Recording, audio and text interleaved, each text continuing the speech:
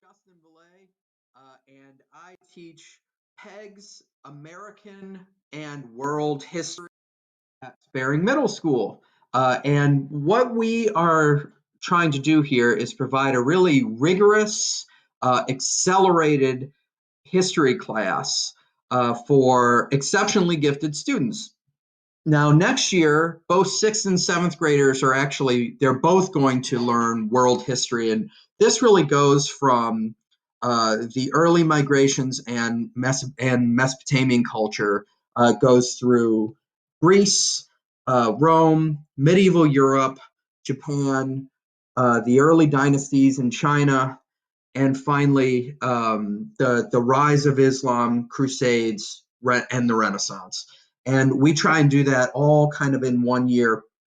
And then the sixth graders that I have the following year will be learning American history too, which is really the antebellum period and the Civil War on, as far as we can kind of go. So that's the content of world history. I tend to use a lot of primary sources. We tend to look at a lot of poetry, a lot of early philosophical writings to figure out what's going on in these different civilizations. But the other side to what we do here, why we're not just a history class, is we look at what gifted kids, and specifically what exceptionally gifted kids really need to be to succeed in a secondary education environment. A lot of my students end up at the high school taking classes very early on.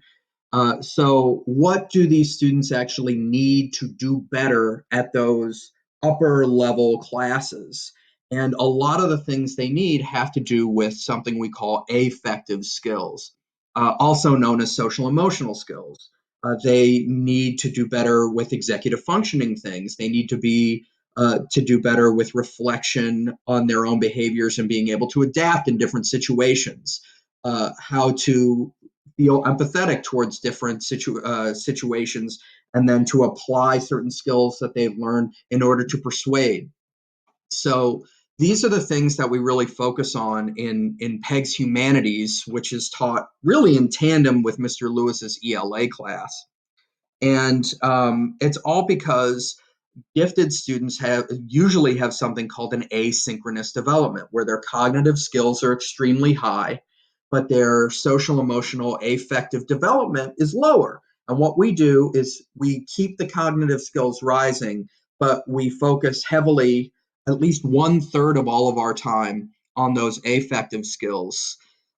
And when we focus on those affective skills, we focus on goal setting and have students actually make their own goals for what they want to work on and how they want to show they're doing better at certain things. So PEG's history at Sparing is not just an accelerated history content class. It is that.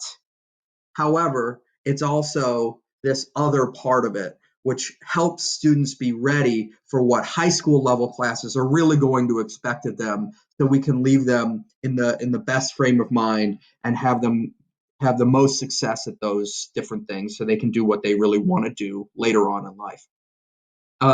Just a couple things about myself. I've been a teacher now for 8 years. I have 3 master's degrees. One is in classical studies and ancient history. One is in teaching secondary history, and the other is in gifted education. And I've been teaching at Sparing for 1 year. This is going to be my second year coming up. I was in Massachusetts for the time before that. I have led gifted education at a district level before, at a building level. I've been a coach to teachers. I've been a mentor to a lot of kids. And I really, really enjoy the things that I'm able to do with kids in the classroom. So I hope this lets you know a little bit more about PEG's history at Sparing Middle School. And I'm sure we'll be able to talk more later about all the different things you have questions about. Really nice to meet you. Bye.